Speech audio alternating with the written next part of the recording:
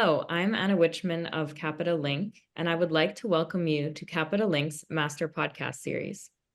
Today, we have the opportunity to discuss all the ins and outs of retrofit financing with Ms. Tanja Georg, Director, and Stephan Vice President of KfW IPEX-Bank. Thank you for being here with us. Hello, Anna. Hello, Anna. To kick off our discussion, Tanja, could you please provide a short introduction to the work that you do at KfW IPEX-Bank? Sure, happy to do so. So KfW IPEX-Bank is the international project and export finance arm of German state-owned KfW Banking Group.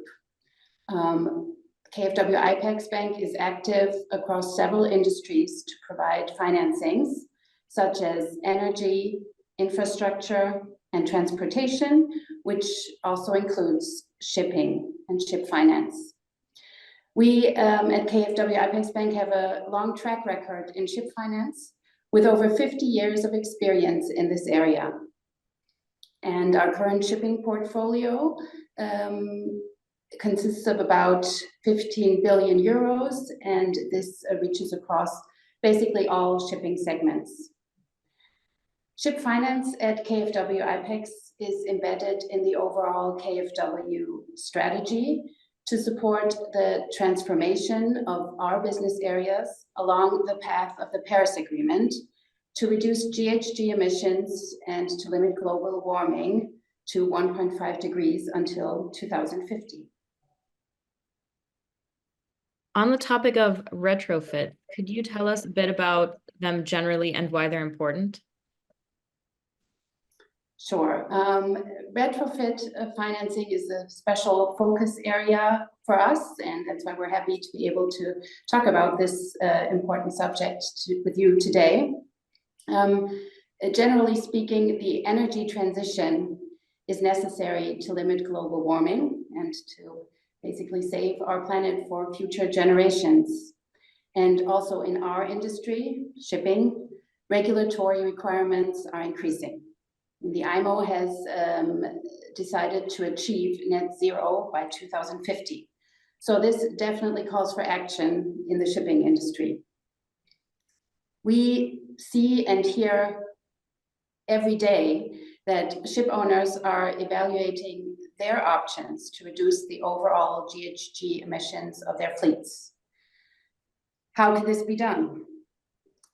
One possibility is to replace older tonnage with more efficient new-built vessels.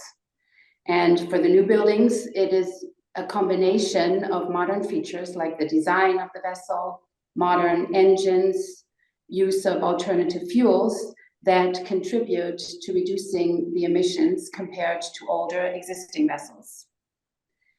Yet, only focusing on the new buildings is certainly not enough to reach the ambitious climate goals, because the existing fleet still accounts for the main amount of GHG emissions.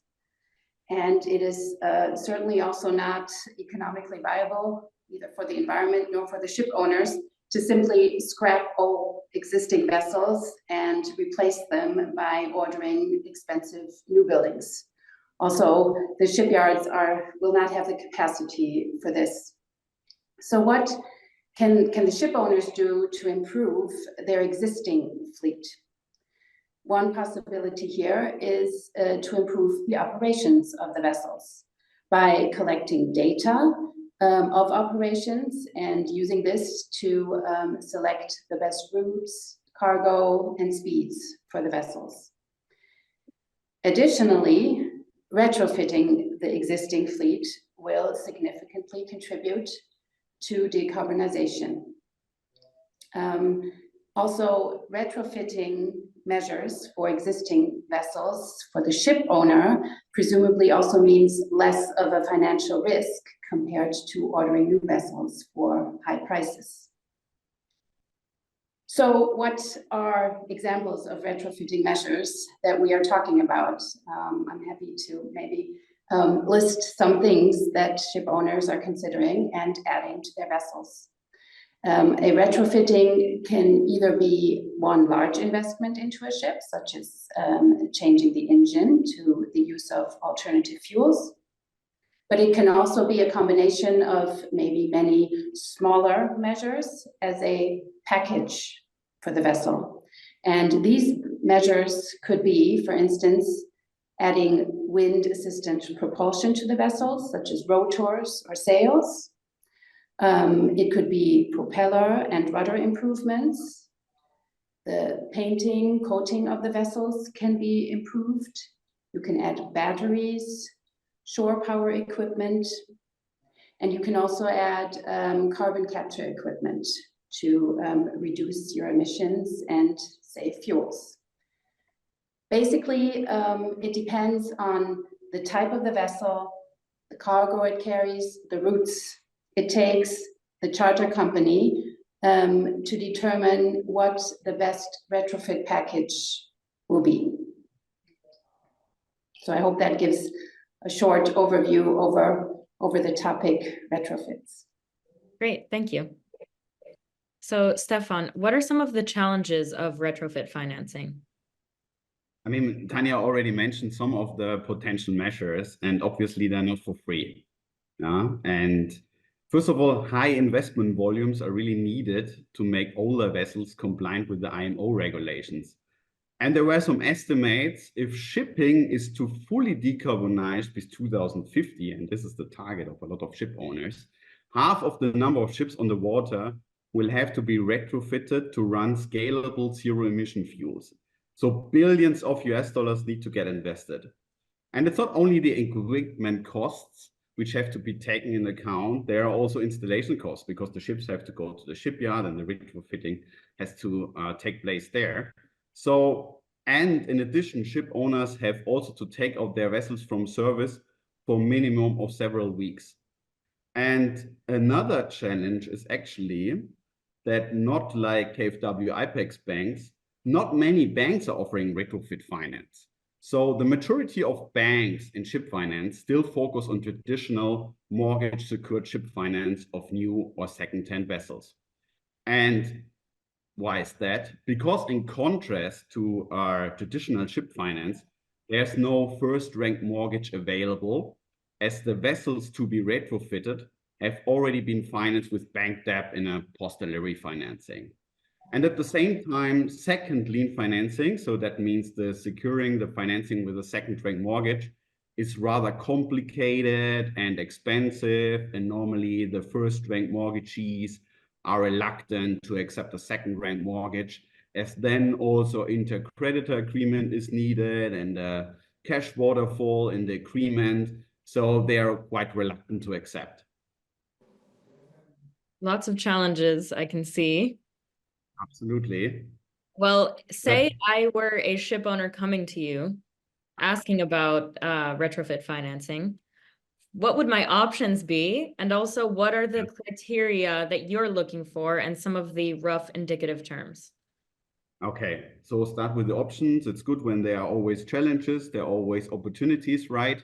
So I think the easiest way is when you have an existing mortgage secured ship financing in place, this can be upsized. So the borrower just goes to the bank and requests an upsize of the loan amount with the identical amount of the retrofit investment.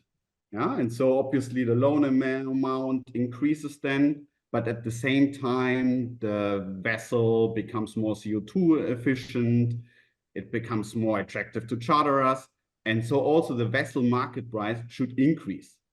And then the loan to value should very much stay at the same level. So this is probably the easiest way to get a retrofit finance. And the second option is to request an unsecured financing of the retrofit. So the first-rank mortgagee doesn't need to be asked for it. However, it's quite expensive compared to other alternatives, and only shipping companies with a strong balance sheet, with solid financials, would receive such an unsecured financing. I mean, fortunately, there are today more very healthy, financially healthy ship companies than 10 years ago. So more shipping companies can tap also unsecured financings. The third option is a mortgage secured financing. And yeah, and you ask yourself now, hey, Stephan, you just said, okay, the first rank mortgage is not available. But actually, the ship owner can also provide a mortgage from other vessels in their fleet, which is unencumbered. So then these vessels can be used as security for the retrofit finance on other vessels. But of course, not every ship owner has unencumbered vessels in the fleet. A very good alternative, Anna, is ECA covered loan. Yeah, this is what we very much like. We're an export financing bank, and thereby the retrofit investment takes place with one or more suppliers from one country. Yeah, and then if a ship supplier from one country, then the relevant export credit agency of the supplier's country can be contacted, and an export credit insurance can be requested. So for German suppliers would be Euler Hermes, for Spain it would be Zeske, for Norway it's Exfin, for Finland Finvera, and so on and so on. And it's actually also possible, we saw that in the past, to get an ECA cover from relevant export credit agencies where the installation takes place, so where the shipyard is located. So we've seen, for example, retrofit financings with a Chinese or a Korean ECA cover. And we think at the moment there's a very good momentum to approach the export credit agencies because they're also interested to green their insurance portfolio. And they really want to support their suppliers with smart technologies of the futures. And yeah, in general, they really have an interest to cover financing with a decarbonization angle. So the big advantage of this alternative, that if a bank gets an ECA from a well-rated country, then the bank normally doesn't require mortgages as additional security. And another option, which is quite new and innovative, is very similar to an ECA financings, but here the lender would request a private risk insurance from a financial insurance companies. So in the last 3-4 years, especially when shipping was doing quite well, also the insurance companies realized, okay, shipping is really good industry, and they are good companies.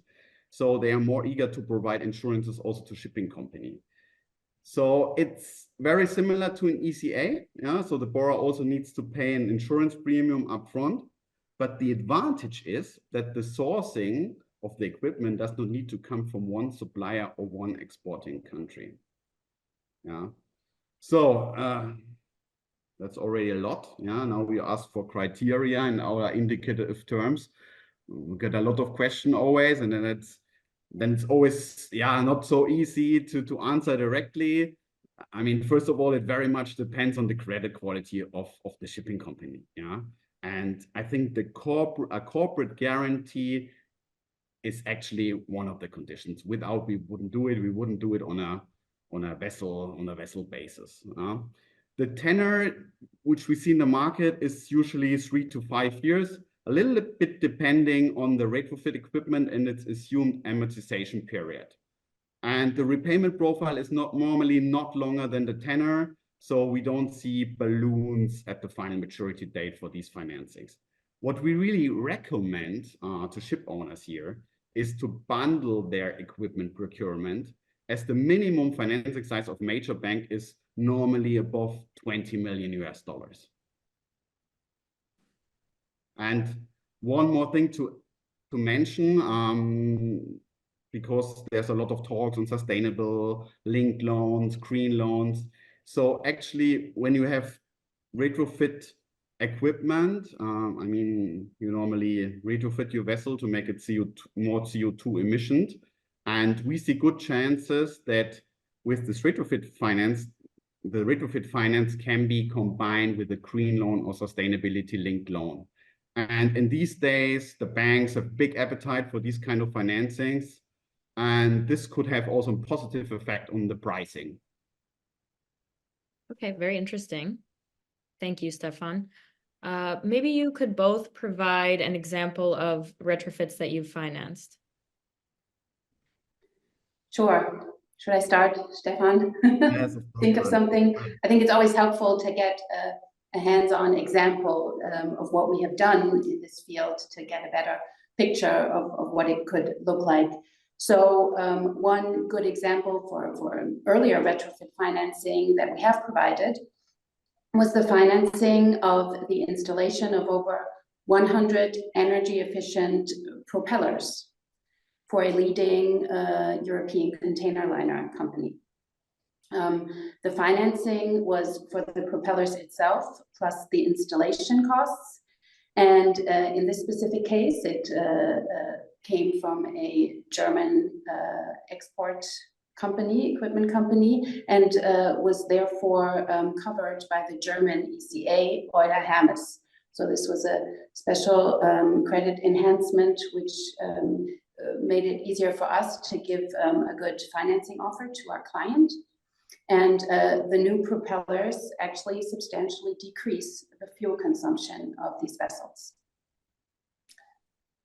So Stephan, can you think of any examples, maybe also in our Asian market, for retrofit financing? Yeah, absolutely. And I actually also pick one ECA financing as an example. So one prominent example is the financing of more than 20 exhaust gas cleaning systems for Quantum Pacific. So actually, it was not a retrofit for reducing CO2, but to comply with the IMO 2020 sulfur cap regulation. And it's a good example to highlight that it's very beneficial to start discussions early with your financing partner. As our client had contacted us at an early stage, we could involve the Norwegian ECA Eksfin quite early and discuss structure for an ECA financing, which worked well for the client, the ECA, and also for us. So a win-win-win situation. And the beauty of the deal was that besides the equipment from Norway, also the installations cost at the shipyard in China were financed. So yeah, the full package for the client here. An additional example, which I would like to mention, because also ancient retrofit is a big topic these days. The example I picked here is the $45 million retrofit financing for BW LPG to equip several LPG carriers with LPG dual fuel engines. And actually, and I think that's what also Tanja said at the start, because a retrofit has a lower financial risk than a new build. And one of the major reasons for BW LPG's retrofit was actually that the retrofitting costs were 8 to 9 million per vessel, while it costs 10 times more to order new builds with the same technology. Wow. Thank you both very much for those examples. Stephan, what do you see happening in the market generally regarding retrofit financing? Is this a hot topic right now? And it definitely gets hotter. Yeah, that's what we can say. And we have more discussions with clients on it. And some of the big companies, and that was also in the press, like Hapag-Lloyd or C-SPAN, they've already announced big retrofit programs, for example, installation of many propellers or engine retrofits. Yeah? But to be frank, this is still the minority of our clients, as a lot of shipping companies still wait which technology or alternative will play a more important role in the next years. So, however, and this is quite interesting, and we were just traveling around here in Asia, a lot of companies are working on test projects. Yeah? For example, installing rotor sails on a couple of ships, because for them it's really important to get data, how much fuel and CO2 can be saved with these retrofits. So usually these investments for these test projects are below $10 million, and they can just pay it with cash. So no financing is needed. But with tighter regulations going forward and higher costs also per ton of CO2, for example, because of EU ETS, pressure from the charterers, more supply of alternative fuels, and also the equipment getting better and better, more efficient and efficient, we are actually confident that these investment volumes will definitely increase and that financing will become more attractive for shipping companies then. Thank you. To close, Tanja, could you highlight why retrofit financing is so important for KfW IPEX-Bank? Sure, of course. I think we can pick up from where we started, basically, because supporting our clients on their way to the decarbonization of their fleets is basically an integral part of our mandate and a part of the KfW strategy. And this is especially the case when we offer solutions to finance retrofit investments that will improve existing vessels. The special relevance for KfW IPEX at this point is basically twofold. First of all, we as in KfW IPEX ship finance department have been focusing on the CO2 efficiency of our shipping portfolio for many years. For instance, we have been tracking and documenting the EEDIs of the vessels that are part of our portfolio way back since 2012. And today we are a signatory bank to the Poseidon Principles, and therefore, of course, providing financing for the retrofitting of the vessels that are in our shipping portfolio will, of course, improve the performance of our portfolio in respect to the CO2 reduction targets that are implemented by the Poseidon Principles. And the second part of our strategy is that we are an export financing bank. We support German and European export industries, the export industry and the companies active there. And many, or very many, of the equipment and retrofitting equipment that is installed in the vessels comes from very innovative and successful European companies. So we are also fulfilling our mandate and our strategy by supporting these export companies. All in all, we can say that we expect to see an increasing demand from the ship owners for the financing of retrofit investments, especially also maybe from 2026 onwards, when the CII regulation becomes more and more stringent. And as Stephan has already said, maybe not many banks are active in this area. We at KfW IPEX are more than happy to support our customers and the ship owners with our ideas for retrofit financing solutions. Thank you very much, Tanja and Stephan, for taking the time to speak with me today. Please note that this discussion will be available on Capital Link's website at capitallink.com and on our YouTube channel. Thank you. Thank you, Anna. It was a Thank pleasure. you. Thank you. Bye-bye. Bye. Bye.